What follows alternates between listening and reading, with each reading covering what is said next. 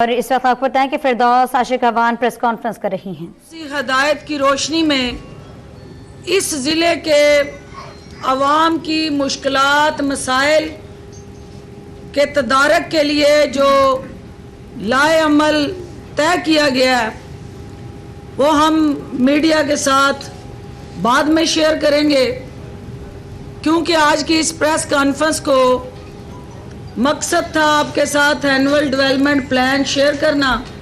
اور یہ پہلے سے پلان تھی، لیکن اس سے زیادہ ضروری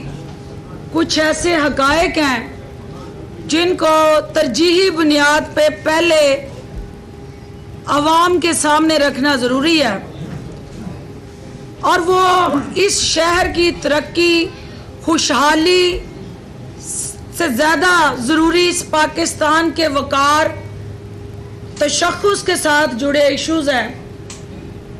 اور پاکستان تحریک انصاف کی لیڈرشپ عمران خان صاحب کی قیادت میں اس ملک کو جو اس کا کھویا ہوا وقار ہے، جو اس کی ڈسٹارٹیڈ آئیڈینٹی یا شناخت ہے، اس کو پامالی کو ختم کر کے بحالی کی طرف جو وزیر اعظم پاکستان کا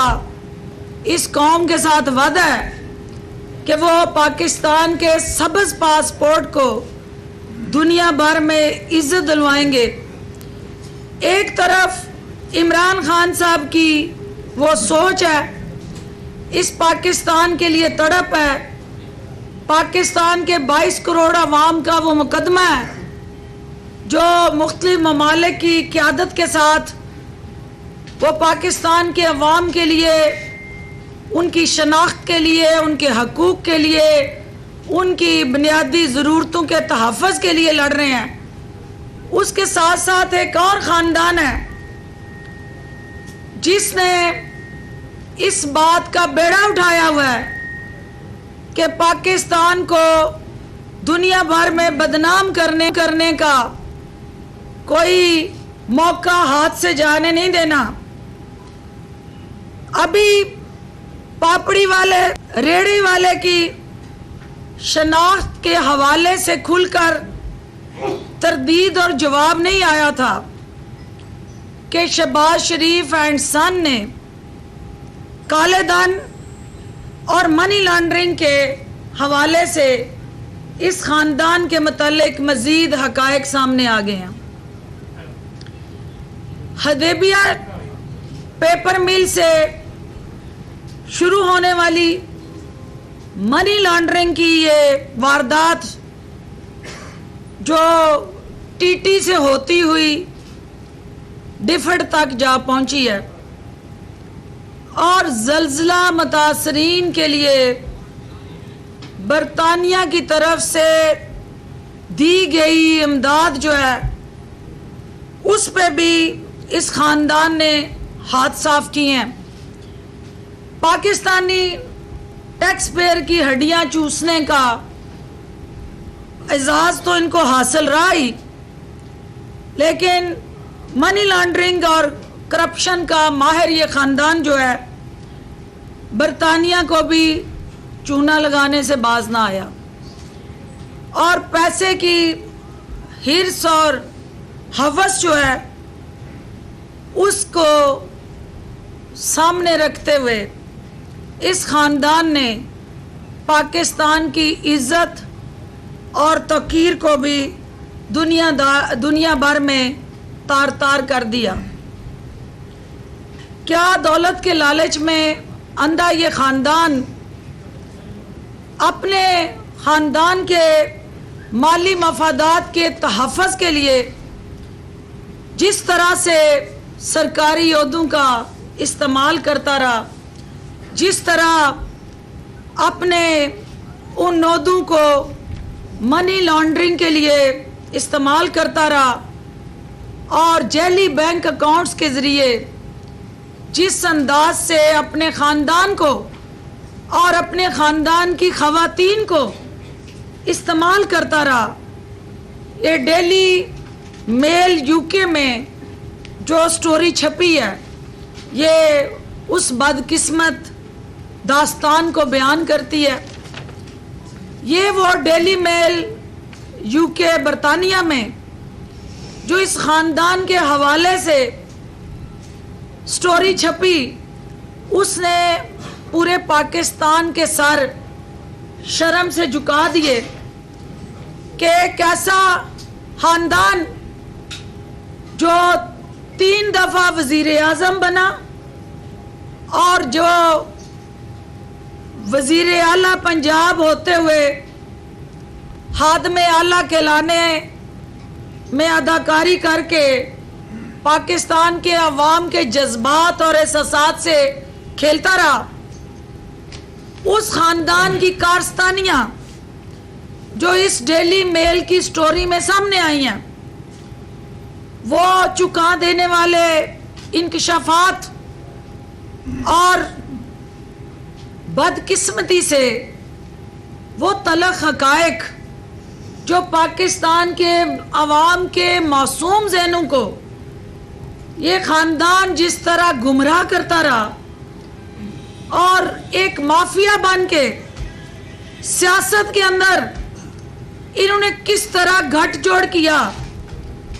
اور جب مافیا گھٹ جوڑ کرتا ہے تو وہ مختلف جو معاشرے کے شعبے ہیں ان سب کے ساتھ پارٹنرشپ کرتا ہے اور میچ کو فکس کر کے کھیلتا ہے، اور وہ مافیا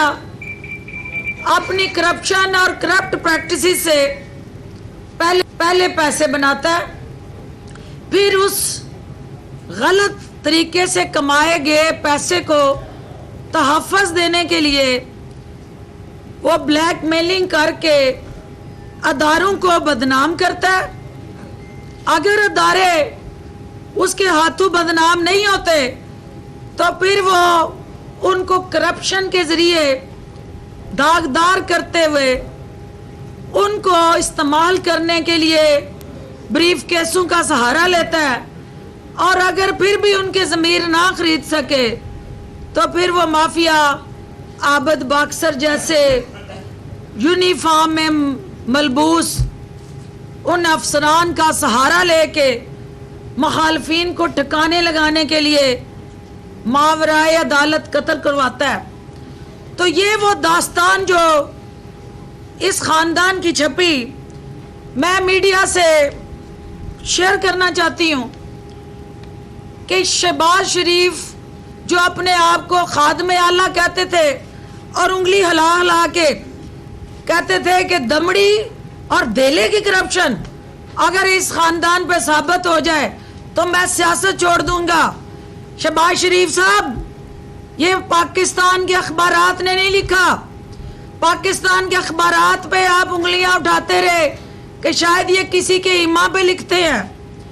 پاکستان کے اخبارات میں نہیں، جب پاناما میں نواز شریف خان کی داستان چھپی تو وہ بھی پاکستانی اخبارات میں نہیں چھپی تھی، اس وقت بھی جرمنی کے اخباروں نے آپ کی کارستانیاں سامنے لائے تھے، اور لندن کے جو آپ کے فلیٹ ہیں یہ بھی پاکستانی اخبارات یا میڈیا نے نہیں اجاگر کیے، وہ بھی BBC نے آپ کی کارستانیاں اور وہ جن کی داستانیں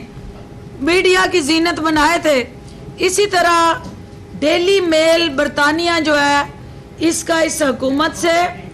یا سیاست سے کوئی لینا دینا نہیں، یہ ایک انڈیپینڈنٹ اخبار ہے، اور جو دنیا right of freedom of expression and speech پہ بلیو کرتی ہے اس کو پتہ ہے کہ برطانیہ کے اندر کسی اخبار میں جب کوئی چیز لکھی جاتی ہے تو ایک ایک لفظ جو ہوتا ہے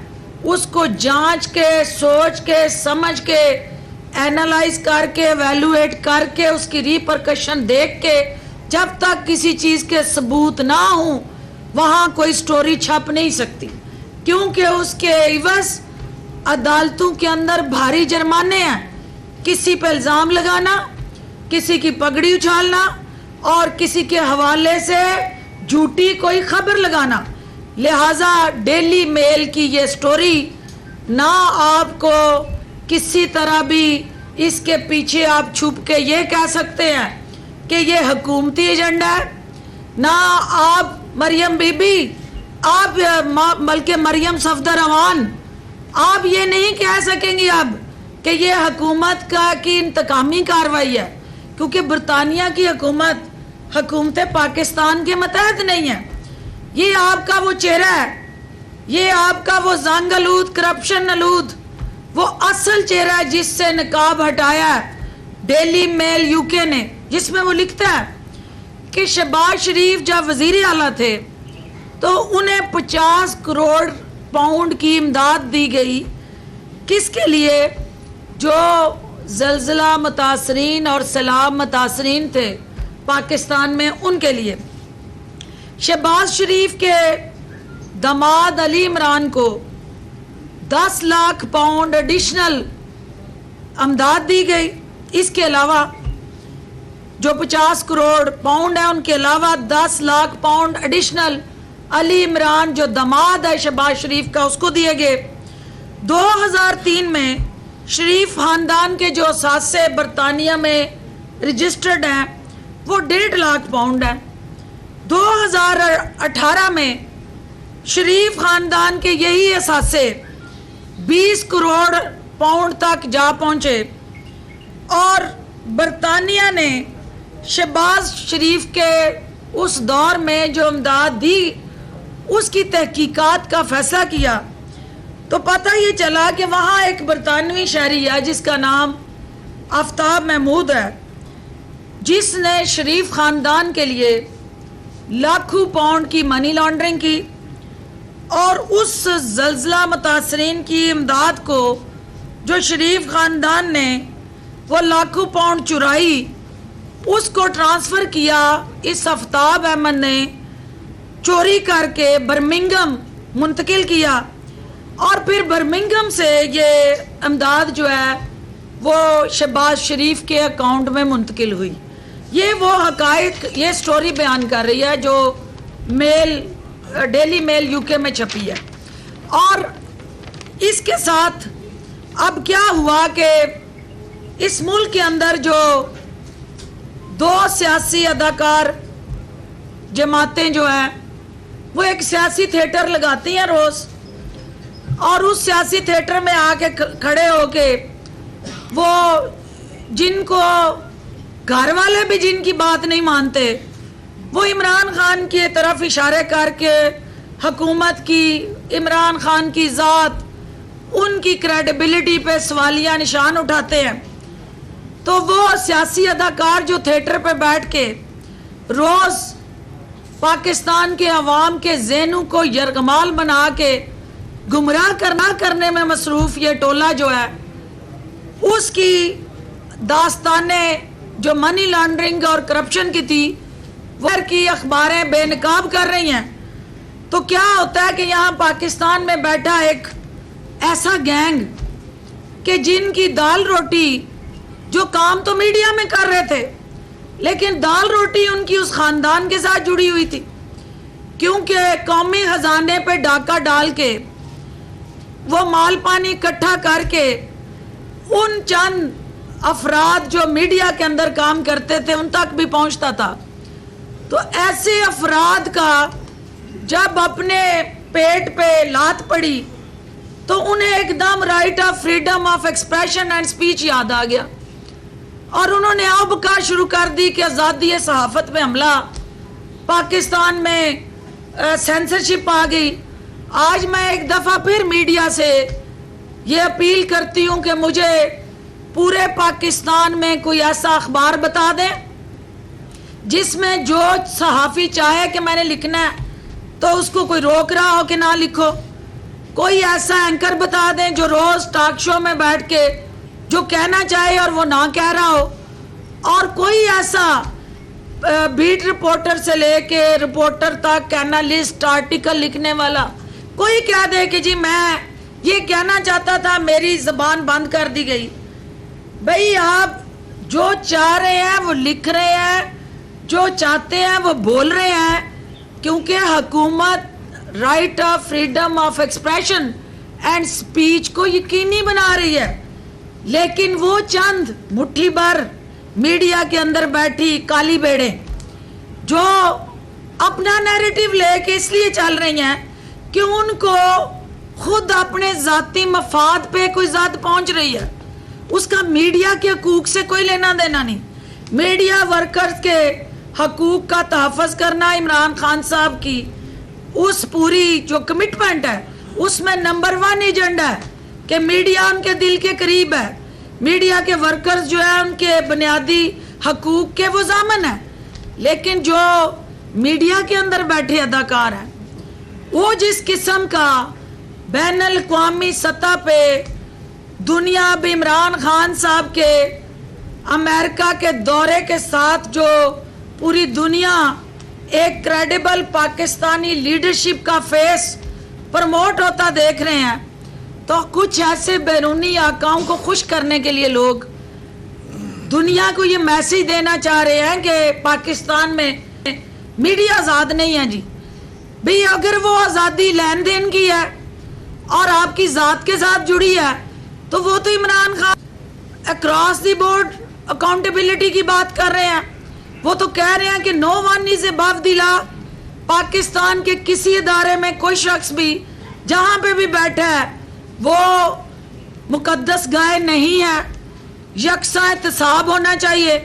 اگر میڈیا کے اندر بھی کوئی ایسا شخص ہے تو اس کو پریشان نہیں ہونا چاہیے۔ اگر آپ نے کچھ نہیں کیا تو آپ کو مضطرب ہونے کی ضرورت نہیں ہے۔ اس کے ساتھ ساتھ آپ نے دیکھا اس قوم نے